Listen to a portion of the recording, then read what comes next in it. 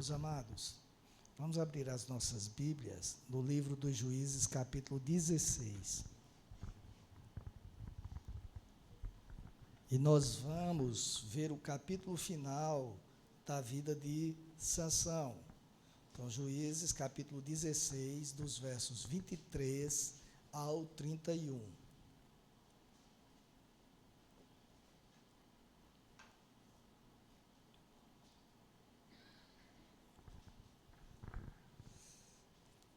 Juízes, capítulo 16, dos versos 23 ao 31, o texto sagrado relata o seguinte: os governantes dos filisteus se reuniram para oferecer um grande sacrifício ao seu deus Dagom e para se alegrar.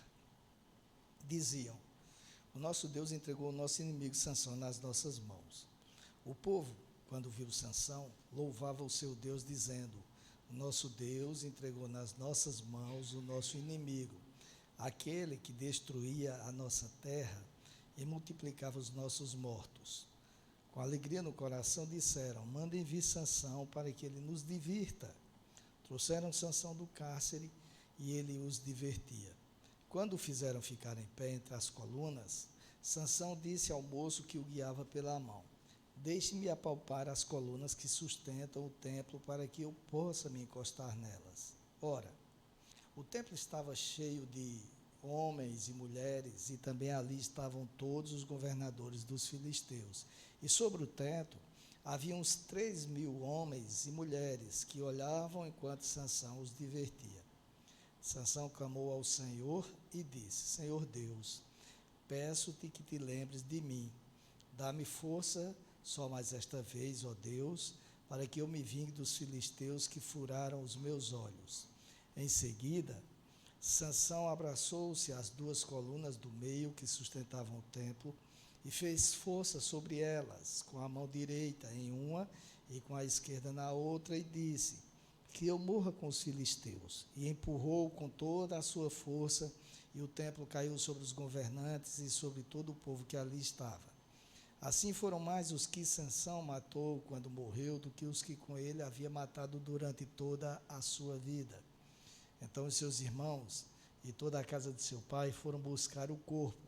Eles o levaram e sepultaram entre Zorá e Estaol no túmulo de Manoá, seu pai. Sansão julgou Israel durante 20 anos. Oremos mais uma vez. Senhor Pai,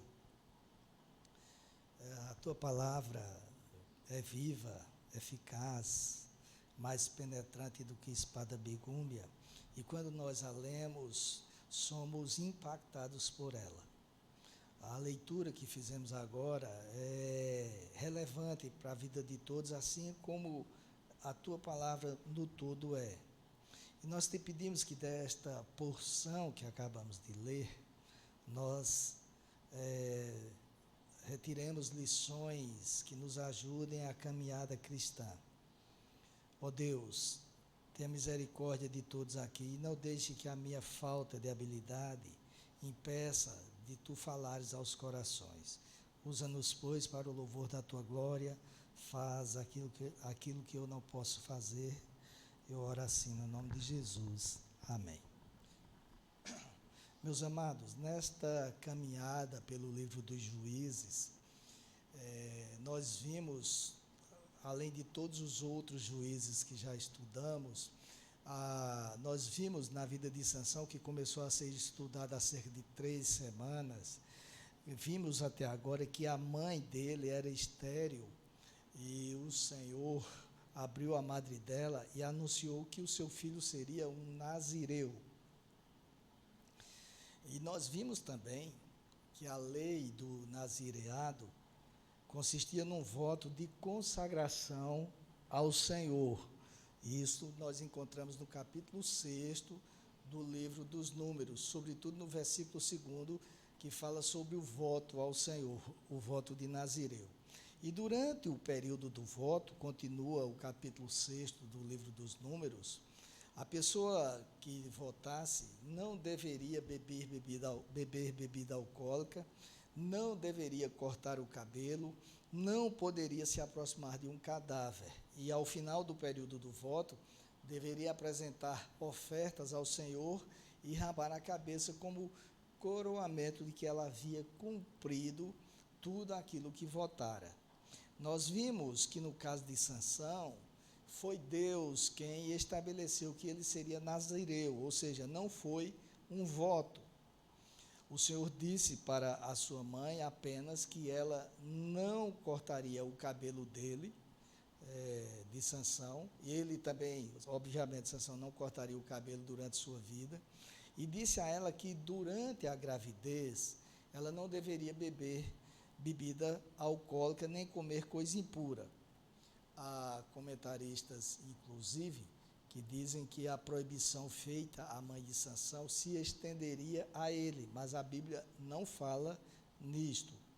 Nós vimos ainda que o relato da vida de Sansão nos leva a inferir que ele não levou muito a sério essa condição de nazireu.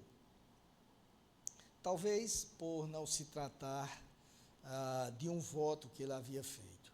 Por isso que há discussões por parte de alguns estudiosos se Sansão teria ou não quebrado o seu nazireado.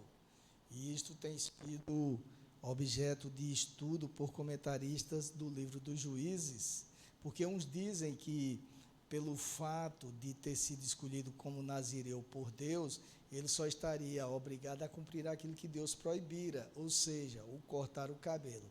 Enquanto outros, como eu já disse, entendem que ele deveria, inclusive, não apenas cumprir o que foi determinado à sua mãe, mas cumprir todas as obrigações que estão esculpidas no capítulo 6 do livro dos Números. Mas, como vimos também até aqui, o fato é que Sansão parece não ter entendido que Deus o havia escolhido para ser libertador de Israel, assim como os outros juízes o foram. E suas ações, as ações de Sansão, ainda que milagrosas, e elas foram milagrosas, foram sempre motivadas por sentimentos mesquinhos, por vingança, sobretudo. Pois bem, nós vimos que, ainda, creio que no domingo passado, vimos que ele se apaixonou por uma mulher filisteia e que contrariou seus pais e também as determinações de Deus, vez que Deus havia prescrito que o seu povo não poderia casar, entre o seu povo ou no meio do seu povo não poderia haver estrangeiros, não deveria haver casamento com estrangeiros. E quando ele se casou com aquela mulher, foi enganado por ela. Nós conhecemos a história. Ainda quando estava se preparando para o casamento, ele, certa feita, quando ia ao encontro da mulher, foi atacado por um leão e rasgou o leão com a sua força descomunal e jogou lá o cadáver do leão, o corpo do leão, ao lado do caminho. E dias depois, ou meses depois, provavelmente, quando ele se dirigia para lá com os pais para selar o casamento, saiu do caminho e foi até a ossada do leão para ver como estava, e viu que as abelhas haviam construído, eu não sei como é que chama o nome, mas uma casa lá delas, lá, e tinha mel. E ele tirou o mel e saiu comendo e deu para os pais sem dizer de onde era. E aí muitos estudiosos dizem que ele ali teria quebrado o seu nazireado porque tocou num cadáver de um animal e, portanto, estaria impuro, teria ficado impuro. Pois bem, quando ele fez isto, no dia do casamento, objetivando, como eu disse, os objetivos deles eram sempre mesquinhos, e objetivando obter vantagem com os filisteus, criou um enigma baseado no que aconteceu, do mel que havia tirado do leão, e disse para eles que se eles não acertassem, eles teriam que dar vestes festivais a ele, que eram caras, e caso eles acertassem, ele, Sansão, seria o que presentearia os demais. Os rapazes ameaçaram a esposa de Sansão de morte se ela não descobrisse o resultado do enigma, E isto fez com que ele fosse enganado por ela, e depois de revelar o segredo e ter que entregar as vestes festivais para os filisteus, ele foi embora irado, é o que conta a Bíblia. E a Bíblia conta ainda, e nós vimos isso, que dias depois ele sentiu saudade da mulher, e ao voltar lá, o pai dela disse: eu pensei que você tivesse ido embora com raiva, já dei ela para outro homem. E aí, mais uma vez, motivado por um sentimento de vingança, ele incendiou a lavoura de trigo dos filisteus. Isto provocou, e nós já vimos, eu estou apenas fazendo um relato para poder contextualizar o texto que nós lemos. Isto provocou a ira nos filisteus, que saíram ao encalço de Sansão. E aí os anciãos de Israel, cerca de 3.000, tinham ali a oportunidade de se livrarem do jugo dos filisteus. Mas, ao contrário, eles foram até Sansão indagá-lo sobre o porquê de ele estar provocando os filisteus, já que os filisteus dominavam sobre eles. E aí, ao invés de se unirem a Sansão, eles o entregaram aos filisteus, amarraram-no com 2 cordas novas e o entregaram aos filisteus. Mas diz a Bíblia que o Espírito de Deus se apossou de Sansão naquele momento, e as cordas foram com fios de linho queimados, e ele as arrebentou, e mais uma vez tocou num cadáver de um animal que havia morrido há pouco tempo, tirou a queixada, era um jumento, e matou 1.000 homens com aquela queixada. A sequência do relato, nós não lemos, mas está no capítulo 16, que nós lemos um trecho dele aqui, nos mostra que Sansão era vulnerável às mulheres. O início do capítulo revela que ele se juntou a uma prostituta em Gaza, e na sequência se apaixonou por uma mulher chamada Dalila. O relato não diz quem era ela, se ela era filisteia ou era israelita. O que diz apenas é que ela era do Vale de Soreque, e esta mulher foi, a exemplo de ações anteriores, foi subornada pelos filisteus para descobrir a razão da força descomunal de Sansão. E após várias tentativas frustradas, ela finalmente soube que a razão da força dele era o fato de ele não cortar o cabelo. Isso está no verso 17 do capítulo 16. E o texto nos mostra, amados, que Dalila o fez dormir, mandou rapar a cabeça dele, no verso 19, e ao acordar, ainda sem saber que o Senhor havia se retirado dele, consta no verso 20, Sansão foi capturado pelos filisteus, no verso 21. E na sequência, o narrador nos mostra que os filisteus, ao capturarem, furaram os olhos dele e o colocaram sob trabalho forçado, verso 21 também, para em seguida o comentarista narrar um detalhe importante, que o cabelo de Sansão começou a crescer, está no verso 22. E o relato dá conta de que os filisteus, em determinada ocasião, e aí nós lemos isto no princípio aqui, celebraram a captura de Sansão e mandaram trazê-lo para que os divertisse, como nós lemos no verso 25. E por fim, meus amados, conta-nos o narrador que Sansão pediu ao jovem que o guiava, que o colocasse entre as colunas principais do templo, as que davam sustentação à edificação. Nós lemos isso no verso 26. E ali orou pedindo a Deus que lhe desse a chance, e mais uma vez atente, chance de se vingar. Mais uma vez o sentimento de Sansão era um sentimento reprovável, se vingar dos filisteus pelo fato de eles o terem cegado. Aliás, esta foi a segunda vez, só houve 2 vezes neste relato todo que eu fiz, nas quais Sansão se dirigiu ao Senhor. A primeira foi após matar 1.000 filisteus com a queixada de jumento e sentir muita sede. E ali ele demonstrou que sabia que existia uma presença divina e orou ao Senhor, e o Senhor fez sair água de uma rocha para ele. E aqui neste local, quando ele pediu que Deus o fizesse recobrar a força para poder se vingar pelos seus olhos.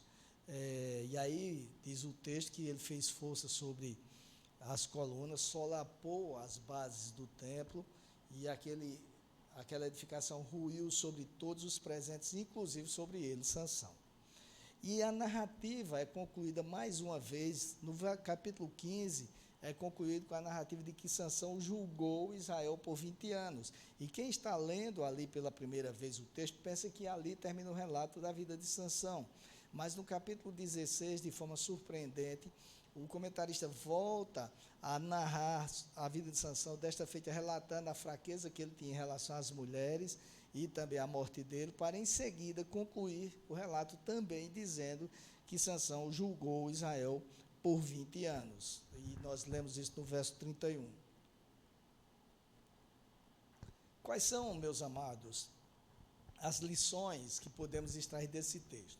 Entre tantas, eu queria apenas tocar em 3 pontos, para que não sejamos cansativos para os irmãos. E a primeira delas, e que isso se aplica às nossas vidas, é que Deus sempre usou Sansão, apesar de suas motivações egoístas. Como nós vimos, Sansão parece não ter entendido o propósito de sua força e do seu nazireado. Tratava-se de um propósito de Deus para que ele fosse libertador de Israel, assim como os outros juízes, os que viveram antes dele, o foram. No entanto, ele era um homem vingativo, que agia baseado nas suas emoções.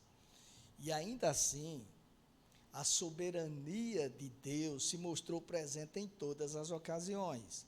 Por meio de Sansão, Deus livrou sim o povo israelita do jugo dos filisteus, embora o povo não tenha em nenhum momento clamado ao Eterno por essa libertação. No período dos juízes anteriores, nós lemos que o povo de Israel sempre clamava a Deus depois de estar sofrendo muito. Aqui, durante o período dos 20 anos em que Sansão foi juiz, em momento nenhum há o relato de que o povo clamou a Deus por libertação. Ao contrário, quando perceberam que Sansão havia irritado os filisteus, eles ficaram indignados e o entregaram aos inimigos. Na verdade, Sansão era um reflexo daquela apatia espiritual que graçava sobre o povo israelita.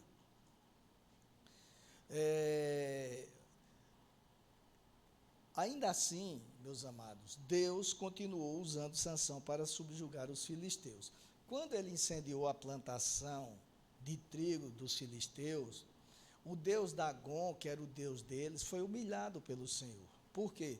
Porque o deus Dagom era o deus filisteu da provisão, era o deus filisteu, inclusive, do trigo. E ali havia a permissão de Deus, muito embora Sansão estivesse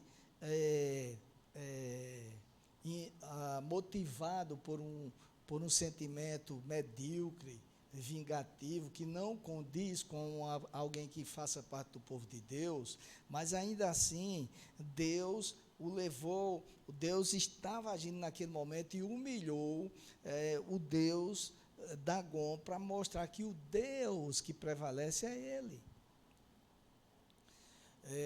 Quando os anciãos de Israel o entregaram aos perseguidores, a Bíblia diz que o Espírito do Senhor se apoderou dele, de Sansão, de tal forma que ele conseguiu derrotar aqueles homens inimigos, cerca de 1000 filisteus, sem armas convencionais. Pegou apenas, como eu já disse, uma queixada de um jumento e a usou como arma.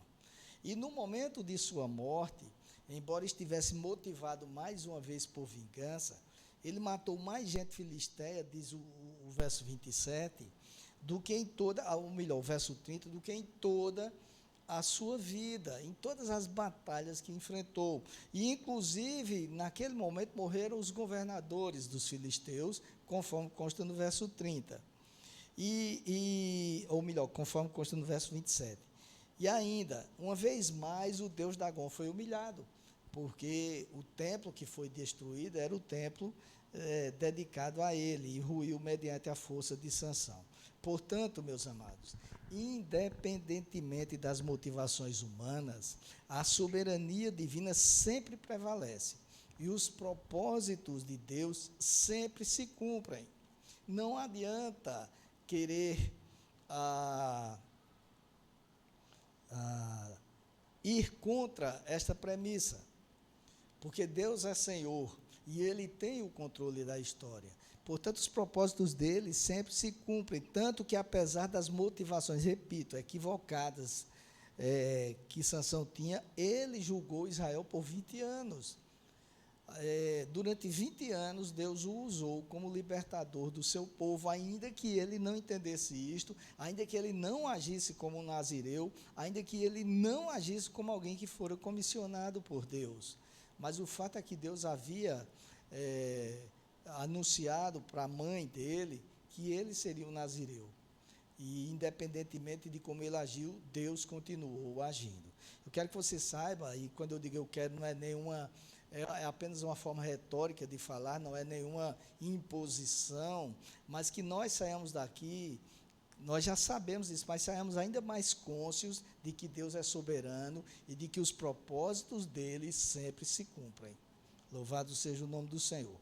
A segunda coisa que nós podemos extrair do texto é que Sansão, e na realidade é uma pergunta, e a pergunta é a seguinte: Sansão teria cometido suicídio?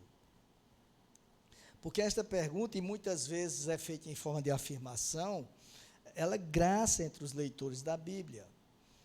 Eu, particularmente, entendo que Sansão não se suicidou, como aconteceu, por exemplo, com o rei Saul, que no momento em que foi ferido pelos filisteus, para que não fosse morto por eles e nem fosse objeto de zombaria, se lançou sobre a própria espada, dando cabo da própria vida, e a gente lê isso no primeiro livro de Samuel, no capítulo 3º,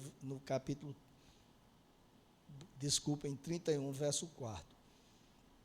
Mas no caso de Sansão, o relato nos mostra que ele, uma vez mais, repito, motivado pelo sentimento de vingança, porque havia sido ferido nos olhos, pediu a Deus para recobrar a força, no verso 28. E a ação dele, meus amados, se assemelhou à de um soldado que, em meio à batalha, se lança contra o inimigo, sabedor de que poderá morrer e de que até vai morrer, como numa batalha, mas ainda assim determinado a levar muitos inimigos com ele. Apesar de tecnicamente ser um suicídio, vamos dizer assim, o objetivo é suplantar o adversário.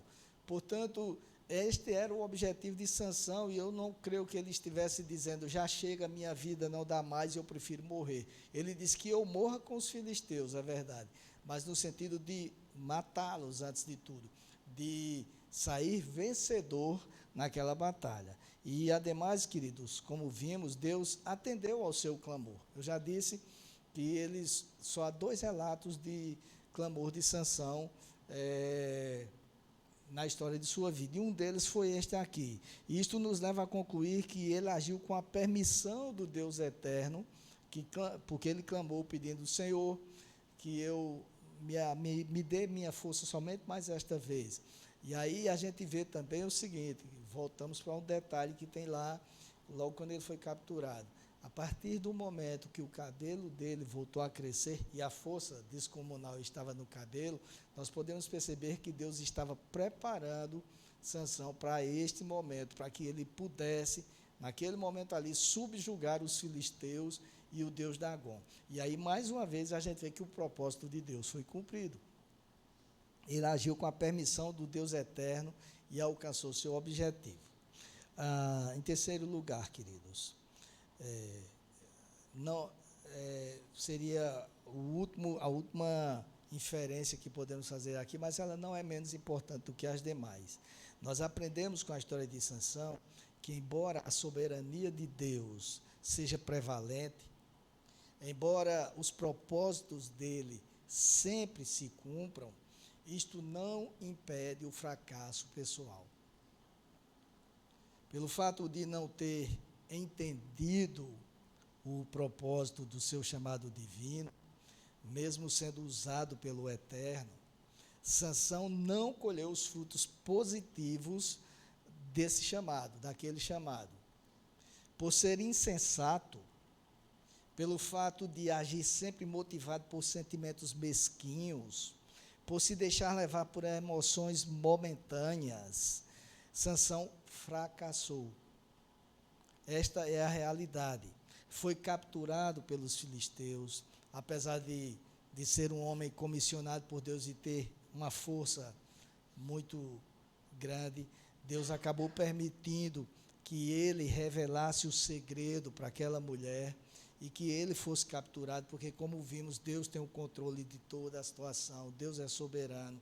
Ele foi capturado pelos filisteus, teve os olhos furados e foi submetido a trabalho forçado, além de servir de motivo de chacota para os inimigos, ou seja, foi um fracasso.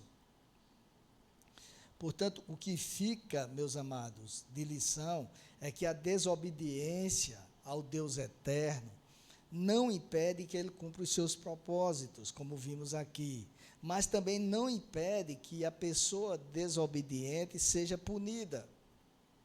Até porque, como o apóstolo Paulo ensinou, quando escreveu a carta aos Gálatas, no capítulo 6, verso 7, de Deus não se zomba. E ele completa dizendo que aquilo que a pessoa semear, isto também ceifará. Então, quando nós, logo no princípio dessa série de mensagens baseada no livro dos Juízes, nós vimos, inclusive, uma citação aqui, que todos os relatos difíceis do livro dos Juízes, porque é um livro muito difícil, com muitas ações difíceis de serem entendidas, com carnificinas, com mortes, com espécie, como alguns dizem, de suicídio, que eu acho que não foi como de Sansão, com estupros, com tantas coisas. Todos os relatos estão ali, não apenas para relatarem o que ocorreu na história, mas para que nós aprendamos com os erros de homens e mulheres de Deus e não os repitamos. Porque os homens e mulheres que estão na Bíblia eram pessoas com natureza pecaminosa, embora tenham sido usadas por Deus. Então, nós precisamos aprender que, embora Deus seja soberano e os propósitos dele sempre se cumpram, existe a responsabilidade humana. E este caso de Sansão é uma prova disto. Deus é soberano, ele tem o controle da história, mas nós temos a nossa responsabilidade e somos, sim, colhemos, sim, os frutos delas. Se acertamos, colhemos frutos positivos. Se erramos, colhemos frutos negativos. Ainda que Deus haja, e ainda que os propósitos dele se cumpram, mas nem tudo que dá certo está certo, já dizia o pastor Jadiel da Vida Rocha.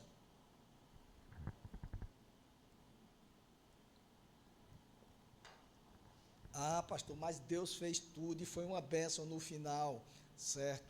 Porque Deus é Deus, mas nós precisamos entender que devemos ter uma vida que se coadune com a palavra dele, que andemos de acordo com os propósitos dele, que apliquemos as lições esculpidas na sua palavra em nossas vidas, para que nós não colhamos frutos negativos. Portanto, queridos, encerrando, o que fica claro aqui para nós é que